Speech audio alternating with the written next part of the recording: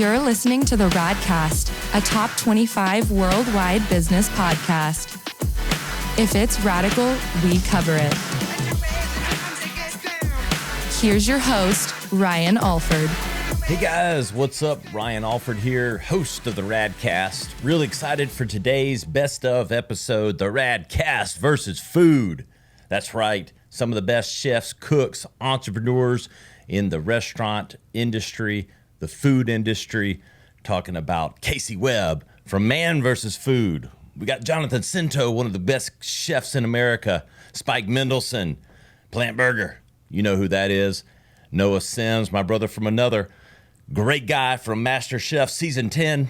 And of course, last but absolutely not least, Kosmo from Kosmos Q. Some of the best steak barbecue seasonings in America. And Kosmo's a hell of a cook himself. Really pumped about this episode. Lots of business advice, tactical marketing advice in and out of the restaurant business. This is applicable to anyone running a business. Really excited to bring another best of the Radcast versus food. We'll see you soon. Hey guys, what's up? Welcome to the latest edition of the Radcast. I'm Ryan Alford, your host. Today, we're bringing the heat. We're bringing all that barbecue heat with my friend Kosmo from Kosmos Q. What's up, Kosmo?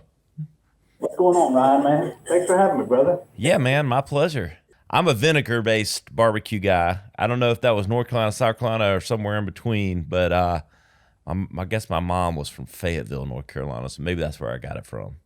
Yeah. I tell you what, I made that in my house probably 15 years ago. Straight vinegar base. I made it test batch, and I've never been able to make it in my house again. My wife will not allow that. I'm here with Spike Mendelsohn, top shelf contestant, author, badass dude. What else can I call you, Spike? All the acronyms. Dishwasher. Dishwasher. I know. True entrepreneur. It's great to be here, man. Great to be here. So are you plant-based? Are you Oh, flex, no. vegetarian? I like it. But I eat everything, brother. I haven't figured out the perfect balance. I'm sure there's a lot of people out there. I'm going to get DMs now like, hey, you could totally be plant-based and get all your protein and stuff. Yeah. But people are going to tell you to watch Game Changers. I know. Man versus Food. I've got actor, comedian, host of Man versus Food, Webb. What's up, Casey? Woo! How we doing, brother? Great, man. I get depressed watching many things on TV, which is why I don't watch much TV, but I have like 3 go-tos, and Man versus Food is like at the top of the list. So thank you for saying so. I do appreciate hearing that, because like I in the beginning I had no idea who was watching. I just figured it was just dudes like me that ate food all the time, but I couldn't have been more wrong, because it's kids, it's parents, it's dudes like me. It's a vast group of people that watch a show, and that was really humbling. We're cooking hot today with Chef Jonathan Scinto. What's up, Jonathan? Welcome to the show. How's it going, man? Thanks. Pleasure to have being on. Professional chef, content creator, host. You got your hands in a lot, brother. Yeah, you got to stay busy. I got 3 girls right now, so if you're sitting back and relaxing and you're sleeping, you're in trouble. I know, man. I can relate. And I'm joined by, I'm just going to call you a brother from another, and it's Noah Sims. Hey, man, it is such a pleasure being here. You said it so elegantly. I agree 100%. Every single person that I've met that is involved, associated with you, is top-tier professional, great juju, good energy. It's an honor to be up here, and for why we're up here. Because I think people are fascinated, to kind of hear your journey a bit. We all think mistakenly that, it just all comes perfect. Like, I'm sure it was just this easy path. Something tells me, and I don't even know your full story. It's never as easy as it seems to kind of get to, where you are with a show like this. But let's talk about a little bit of that journey. So with acting, I started late in life. I went up playing football. I was playing football in high school, went off to college, and I decided to stop playing, which was the hardest thing for me to do. went away to this Division III school. I thought I was going to be like 6'6". My brother's pretty tall and big. I thought I was going to be at least his height, but I wasn't. But I was good. I just, I didn't make it.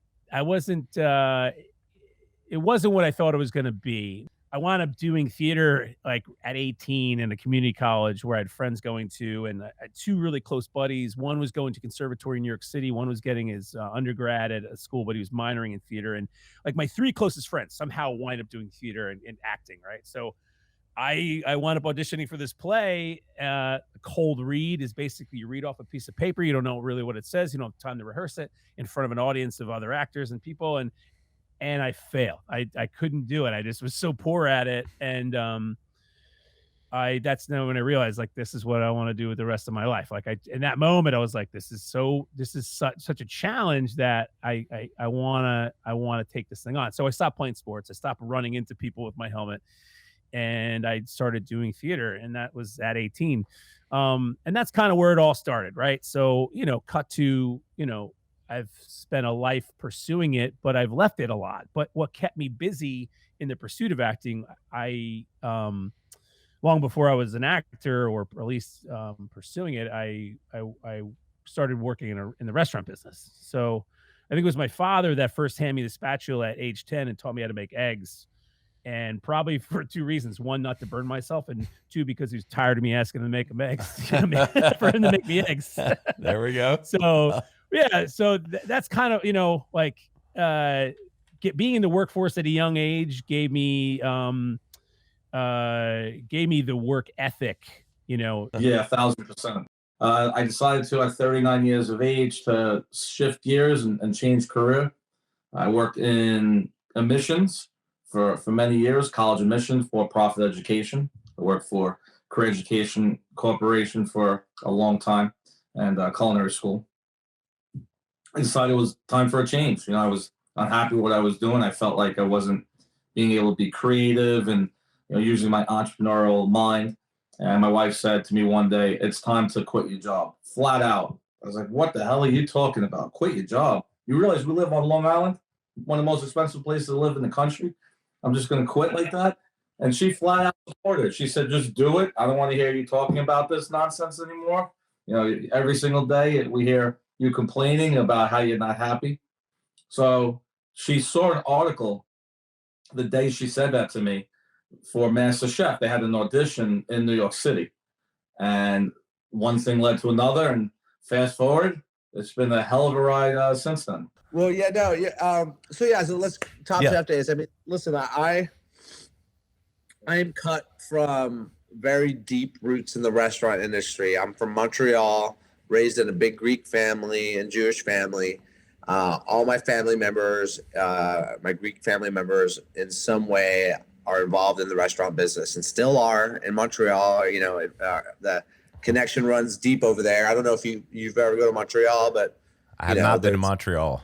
There's what an amazing eating, food city. You got to go check it out. Well, my story started way back in 1971 when I was born, and I'll give you the brief version right now. I was burned as a child at 17 months old, and I spent the majority of my adolescence growing up in the Shriners Burn Institute in Galveston, Texas.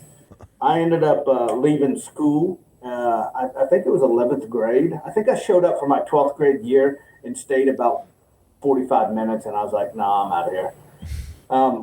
So I ended up just working the factories and, partying and hanging out and having a good time. And then started raising a family. And then I was like, well, all this has got to end. I remember I bought my very first smoker, and I went down to Walmart and bought it, and bought a chicken, and I bought a beef chuck for some reason. Like, I don't even know what I think. Beef chuck, some Eckrich sausage, and I put all this stuff in there, and I mowed the yard. I just fought this thing all day long. And we sat down to have dinner, my wife and I and our three kids, and it was absolute garbage. Like, it was unedible. It was bad. But I'll never forget that. But what really stuck with me is I had to throw it away. And I'll never forget the look in my wife's eyes. Like I said, this is funny, but this rocked my soul as she lifted the dumpster open and I was throwing it away.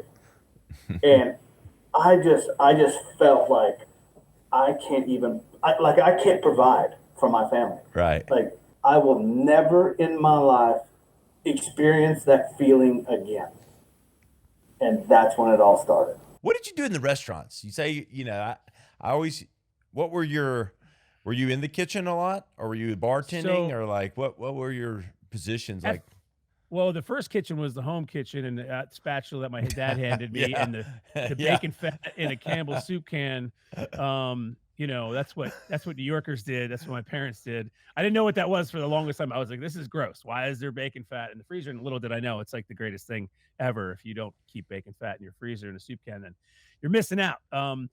But I started washing dishes at 14 in a pizza place that was in my hometown. 14 is a little young to be in the workforce. Not in my opinion, but legally. Yeah. But I still got to wash dishes.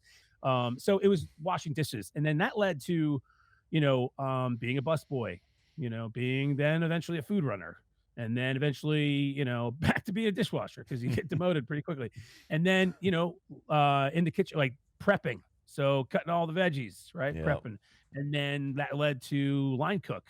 So I was able to learn along the way, and like that's in a lot of businesses that's gone away. Like my father was able to do that in his business. He learned from starting from A, and then he went up into management in his career. And so like the restaurant world, if you want it, it's there for you. But I always spent my life in and around restaurants, basically. I always make a joke. I'm just a dishwasher that knows some things because I wash so many dishes in my life at multiple restaurants.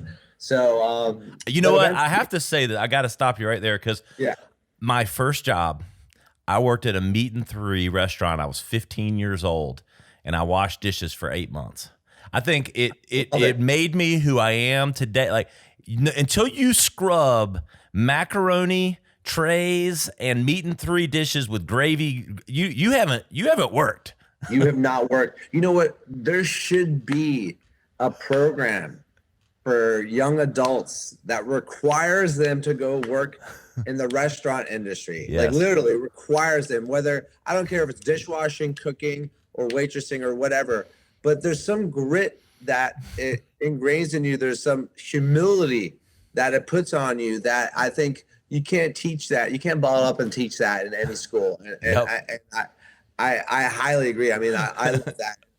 I have to say it made me who I am. For me, like going to culinary school, the definition used to be of a chef was someone that was formally educated, that was, got their stripes in multiple different ways. And then you'd get paperwork, executive chef, chef de cuisine, all these things, your levels, your tiers or whatever. But now in the way that we're living, every person just throws the term chef around. So how this is such an epic answer is, can you tell me another profession where you're just like, oh, look, it's radio dude Ryan. Oh, look, it's cameraman Larry. Oh, look, it's Mike the bartender. Like, it's like, oh, look, it's basketball player Michael Jordan. It's like, what is it that I need to throw the chef term out? And I have thousands of chefs, and to each is their own. I'm just telling you my perspective on it. For me, it's like, well, I am so much better at a lot of other things than chef. Why do you want to call me? Like, I'm much better at conversation. So it could be conversationist Noah, wordsmith Sims over here, like whatever it is. So for me, I consider myself level of professionalism, upper echelon chef. I try. Do I have the skill? No. But do I act? Do I represent myself? Do I carry myself as the best I possibly can? Absolutely. Am I humble enough to know what I know, what I don't know, and try to learn every day?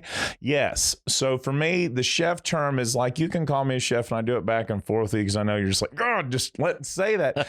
But for a lot of people, they just want to like box me in as like, oh, this is Chef Noah. What is your style? I mean, what is your approach to cooking? I like to keep it simple. I don't like to overdo it. I like to highlight the ingredients so people can actually taste what's in the food. I like to be able to build many layers of flavor so you can enjoy yourself. It's more about putting you like in nirvana, right? We want you to go out into a different place and not have something that you've normally tasted. And I might take like a classic chicken palm dish and just flip it upside down and maybe add some hoisin sauce to the marinara just to give you that smoky, sweet flavor. And that's what I do with Itasian. It's really more giving different flavors than just saying, here you go, it's a whole new cuisine. I didn't recreate or create a cuisine. I just made a fusion that most people weren't used to eating and trying to give them something that they can say, wow, this is different. I like it. I enjoy it. So that's really what I focus on, is that rusticness, comfort food. I've always been a guy to preach balance in our food system, to be honest with you, and not only in our food system, but in our own diets. I just felt like that's always the healthiest option. You know, too much of anything can't be great for you, I feel. Yep. So to me, it's always been about like, just figure out the right balance for yourself, because our body all reacts differently. We all need different things, right? So we can't control that. Well, the great Abe Lincoln said, everything in moderation, including moderation. Moderation, 100%. So I started making my own. As I started competing a little bit more, I started toying around with rubs, because I realized that the rub, it makes the meat. The sauce is like the whipped cream on top. But the rubs I was getting in the store they just weren't good. And I wanted, if I wanted ribs to taste a little bit sweet, I wanted to add some brown sugar to my rub. I couldn't get that in the store. It was salt, and that was pretty much all that was in it was salt. Yep. But then there's I wanted like a smoked paprika with a cumin or something like that. I wanted so I started making my own, and I started competing, and I would win here and there. And people would ask me, hey man, what, like, your brisket really tastes good. Like, what was that rub? I was like, oh, it's this rub I made. And they're like, you mind if I get some? I said, well, yeah, I'll sell you a pound or 2 pounds or 5 pounds. Sure. So I would just sell them rub and ship it out on PayPal, or just have them pay me through PayPal. It's like I tell people about unifying through food. One of my favorite things about food is I can unify people. And it's like, you could get 2 warlords that hate each other and give me them and some guards, and we literally could have a meal and just talk about things and settle things down. So many people just get like they just get over the smallest little thing and everything gets blown out of proportion. It goes back to like the focusing of things. I believe food focuses things. You're right here. Like, this is it at right here. Great food. There's no talking. People are just freaking going to town because they're focused on it. And it's like having communication with you, having communication with your team. There's something that's a very similar thing. Everyone's real here. You got great people around you. And it's like, well, if we got great people around here, real people, do you think we're going to be able to kick a real good product out? It's very simple. What's been the, talking about the business and marketing side of what you do, like, what's been your channel of monetization? Like, how's this been a business for you? How have you made it a business, since the show in the last, 4 to 5 years? So the minute I came back from Los Angeles, the day I landed, I had a website up in a matter of seconds, right? Power of Wix. Went on there, have a background in design, was able to build something that would get me a blueprint, right? When people start searching for you, it's not about social media. At that time, it wasn't as powerful as it is now. I mean, we're going back 6 years ago now, right? So things have really picked up speed on social media since then. So I built a website. I started doing shows and events and just getting out there, not relying on television, because that's 15 seconds, right? They're going to forget about you very quickly. So you have to really monetize that first and build yourself and get the awareness and the credibility for people to see who you are, and also be searchable, right? When people start hearing your name, they're going to go on Google and they're going to start looking you up and saying, oh, wow. So I had to try to get press. I never paid for press. You had to get out there and start getting local newspapers is where you start. Contact a journalist, give them a pitch, give them an article that is worthy for them to put in there, and they'll put it to their publishers. They'll push it. So I started doing that right away. I started crafting up stories and ideas and get rejected on a lot of them, but some of them went through. And that's what you needed. You had to be searchable on that. Started doing that, started building that, getting the groundwork in there, which was really, really important. And that first year, it was tough. You know, there was no money coming in. I was scraping by, making sure that we were building it. I had a great support system. My wife saw what I was trying to do. Year two, we did over 100 paid parties. We built that foundation. We built that framework. We started getting out there. We didn't post any flyers because we were trying to build more of a niche, a luxury type of dinner experience. At the time, no one was doing it here on Long Island. I was one of the first to do in-home dinner parties, and it took off. And then we started doing them in other parts of the country. So I had to build a plan, and then year three, we said, we can't continue to do dinner parties anymore. We have to do something else. We started doing paid ticketed events, themed pop-ups. So we would do different pop-up experiences, tastings, and people would buy tickets right through my website, and we would sell out tickets. We do 75 to 100, keep it down, intimate, and we make it entertaining. We had, people who had radio shows come on, and they do the radio shows inside the pop-up. We had a really cool thing. It's a Long Island Cuban and bourbon experience, and it's a trailer that he has those silver streams, and he came and people would leave the pop-up and they'd go have a cigar and bourbon in the trailer. There was a red carpet. So we made it an experience. It wasn't just food, right? So we started doing those. So we did probably about 35 of those, 40 of those events that were paid. And we just started building a reputation of just having these amazing themed dinner experiences, and just moved along. And each year I tried to do something completely different. So now we're in year 6 since I've done Masterchef. That's the game, man. And you start slow, low, and you grow from there. Once you build the customer base, I mean, what's been the marketing and business growth practices? I mean, I imagine it's a very, I don't want to say niche audience, but going to the shows and winning the awards, imagine that amplifies, within that core audience, and then it kind of, the word of mouth goes from there, I would think. The crazy thing is I did it for years and years, ended up winning the world championship, ended up between myself and the teams we sponsor, we have 8 or 9 world champions.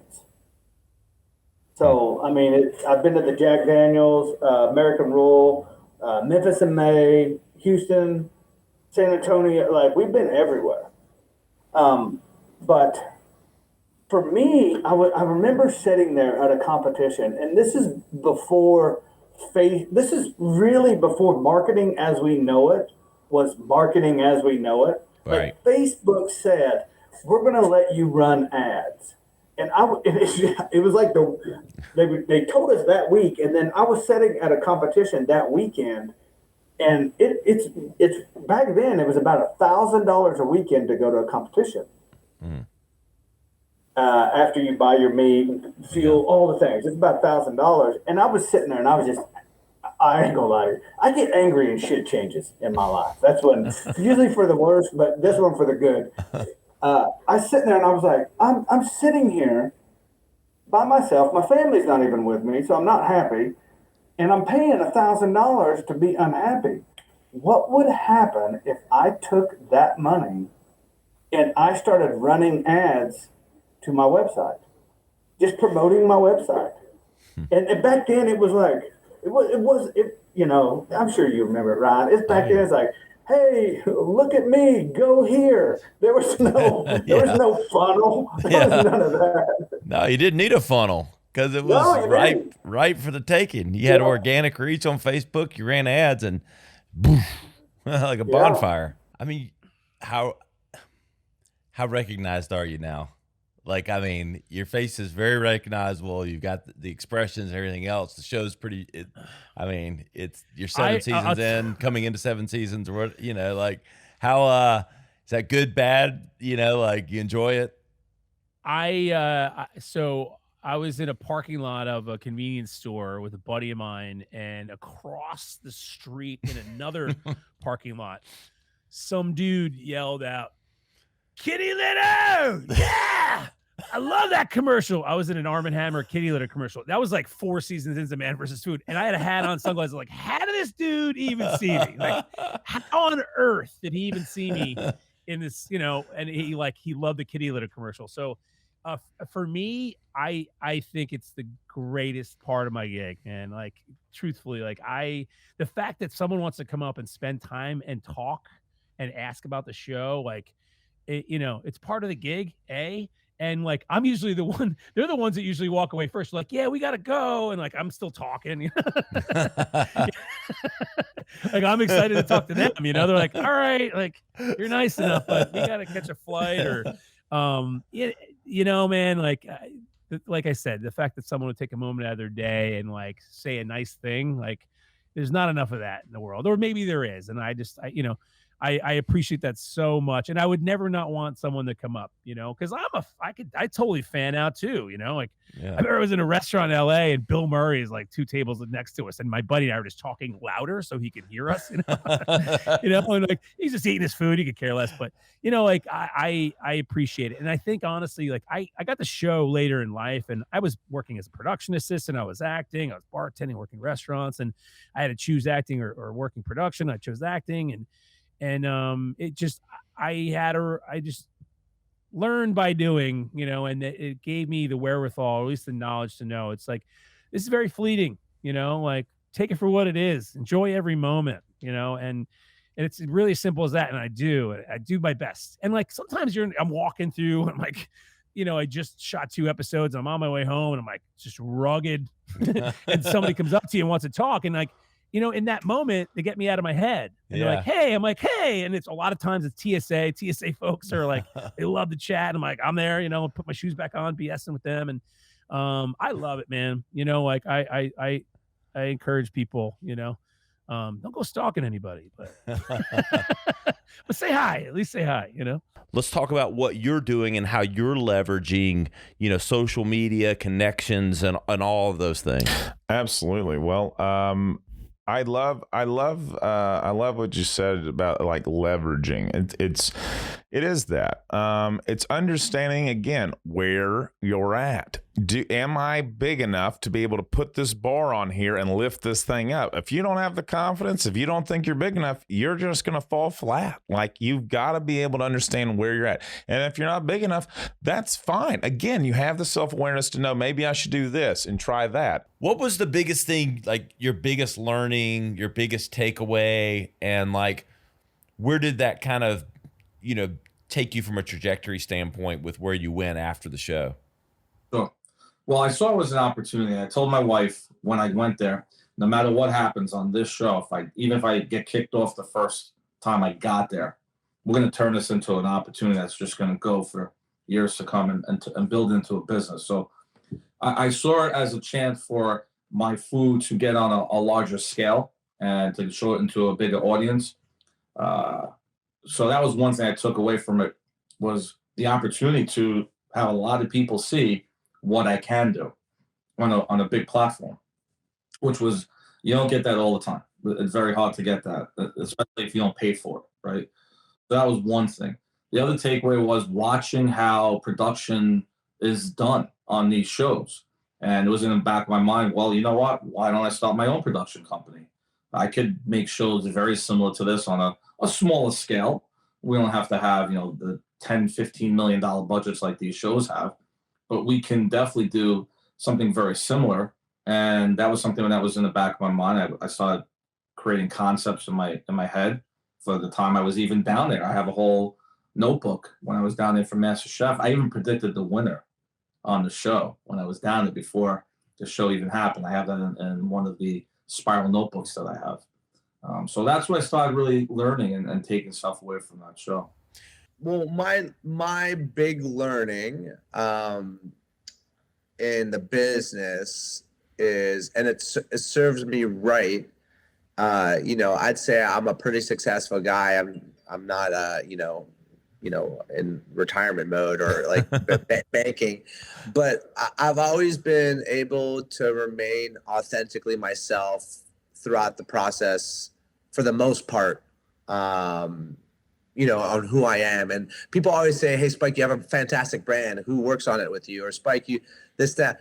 And I've always really giggled about it. And now that my wife, since we've been together, she always she sees it too. And she's like, it's so funny. You're so right. She's like, I've never worked or had like a session where I sat at a table and said, what is my brand? Like I've never, and that was just me, I'm not saying that's wrong. Like people, if you want to do that, go ahead, do that. But I've never sat and been like, what's the Spike brand? Like, what are we representing? Like, what does it define? I've just always been able to get involved in projects that felt right for me at that given time. And, was a stepping stone or a pathway to my next project. But I always remained authentically myself. I never really, felt like I that's kind of what I said. That was my biggest learnings. But the other important one is surrounding yourself with good people, and not being afraid to surround yourself with people that may be better in certain things in your business, right? Like know when you're not the smartest person in that room on that subject, right? And don't let your ego. Chefs can tend to have an ego because we're food and we're in kitchens and we're badass and we're the rock stars, and like all of a sudden now we're fucking doctors and lawyers and politicians, But the truth is like, I found that my approach has been really great because I love propping others up in that support our, what we do here. Like it's there's a great team behind me and I have like 2-3 guys that have been with me for 15, 16 years. And I think it's really telling because, we've all had such a good time in our lives for the last 15 years. We've gotten to travel around the world. We've gotten to eat delicious food. We've all gotten to come up with really great concepts. Yes, I'm the face. I get that. But I pay, there's a lot of work that goes into being the face. But there's also a lot of work that goes into setting up the kitchen and the recipes and the training and all that kind of stuff that I don't do, So there's a great balance. And I feel very fortunate. I was able to surround myself by some key members as well as my family at a certain point to help me do what we do, like that's what it is. So it's always, don't take it all on yourself or think you're, it's doesn't exist without you, because it sure can. Yeah. And that kind of leans into, being recognized, because I haven't like the brand itself, Man versus Food is just, I just happen to host a show. So there's no ownership over that. Sure. And I'm totally okay with that. I think what I've been doing just naturally and organically is just kind of letting the dust settle a little bit and figuring out what that is, what Casey Webb's brand is. And I was lucky enough to have some endorsement stuff right out of the gate. I spent 2 years with Twisted Tea traveling around to NASCAR races as their grilling pro, and that was unbelievable, right? And then prior to that, I had my first national commercial, which was a Mobile One commercial, which like we had a NASCAR driver, Kevin Harvick was in the commercial with me. And then, so like, I became the NASCAR guy, a lot of people watch the food show and like Man versus Food. So it was like, I was kind of thrown into this universe and it was like, wow, this is so incredible. And I think now, letting the dust settle, a year or so has passed by, and it's like, where do I want to be with Casey Webb and that brand? And, I'm humbled by the whole thing. So I haven't rushed it at all. Yep. So I'm really you would think that I would be way ahead of it, but I'm not. It's really at the kind of the beginning of developing what that is, because now I've had some time off, like we all had some time off. Yep. And I'm thinking a lot more clear, and the show it has a shelf life, it's only going to go so far. For myself personally too, one day I'm going to decide whether I can do it or not anymore, or if I want to. And I don't want to disappoint anybody, but the reality is, and what's the next thing? And so, as long as I'm helping people keep people's lights on and bringing a smile to people's faces, I'll do forever, But as far as my personal brand, I think there's that's TBD, because we're working on some stuff, which is really exciting. And I'd love to come back and talk to you about it later on, when that stuff has come to fruition. But I know we mentioned talking to you offline about that stuff, because you're the man. Or I guess I am. I'll make you more the man. Woo! Love that. But yeah, I'm excited about the future of things because, yeah, I don't like sitting still and I like working. So you hear that, everybody? I condense things. Like clients come to me. That's not me, dude. And literally, like, no, but it's less about verbal and how many words I can say. But clients come to me all the time. They pay me to unpack to unpack a problem. I love that. And to condense it. But it's one word. Authenticity is exactly what you just described. It's the missing component in business, influencers, marketing in general, because like you said, everything's transactional. Everything is short term. We live in the modern world of short termism. It's a term that I preach about a lot. I love that. Everyone is living in the short term.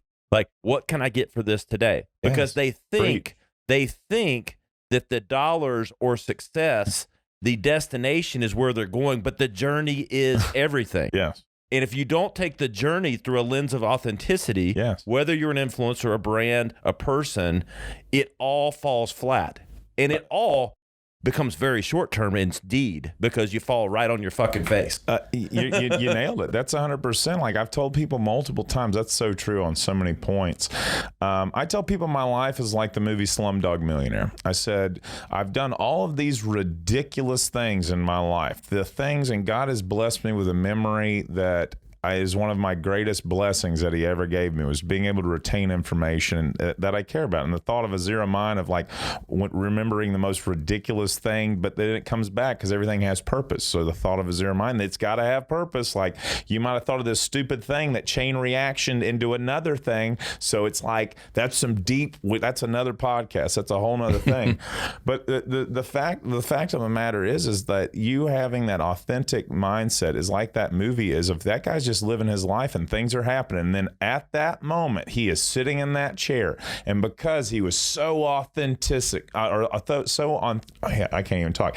He had so much on this authenticity in every motion, every movement that he did, doing everything, not of greed, not of just being real in the moment, knowing his location, knowing that all that added up to right at the moment of everything when he needed it, and being able to stick to his guns and his gut instinct, having that Jiminy Cricket inside telling him what he needs to do, not looking at the mirror, not believing. Like that movie is one of the greatest movies that has ever been made because of just the giant, humongous, just the Sistine Chapel of holy moment of just being real. That's what he was. Yeah. Well, it sounds like you're going down the right paths for sure. Where's it all headed, man? I mean, it sounds like that's the future. But where do you want all this to go? I mean, what are your I don't know. What do you want to be when you grow up, man? I've been trying to figure that out now for a long time. I launched JS Entertainment in 2019.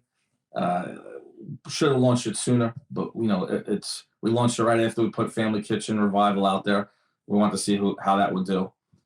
And it's been a great ride from that. And I'm a creative person. I don't like to be tied down to just doing one thing. So to say where I am 10 years from now, the goal is to be what I'm doing right now. Hopefully everything falls back into place and nothing happens to me during that period of time. Can't predict the future. Yeah. But there's a couple of other shows that I'm working on, concepts. One's going to be a cooking competition show, which is going to be a lot of fun. I can't say the name right now, but you will definitely see this show on TV in the foreseen future. And it's going to be flipping competition upside down on what you see in all those cooking shows on TV. That's going to be something I'm working on. And I'm working on a couple of reality-based TV shows that would be kind of like Keeping Up with the Kardashians and stuff like that, right? So it'll be in that format.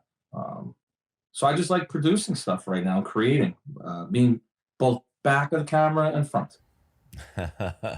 There you go. I love it. Where you want to take all this, man? I mean, you crossing over 50 million total in sales, growing new accessories. Like, what's the vision? The vision for me is I want Kosmos Q to be widely sought after by every barbecue fanatic worldwide. And it's not that I need you to buy the product. Sure. It's the knowledge behind it. Like, I want to empower people to make great barbecue. Because, I will say this, mostly men, it's shocking how many men go, oh, no, I can't do that. Yeah. I'm like, what the hell? Why can't you? Well, I don't know how to do that. Well, I didn't either, But if you could watch a couple videos, and I could show you, would you do it? Well, yeah, but I don't know if I can still do it. Well, so I need to break down that wall. You can do this, even if it's a hot dog, start there.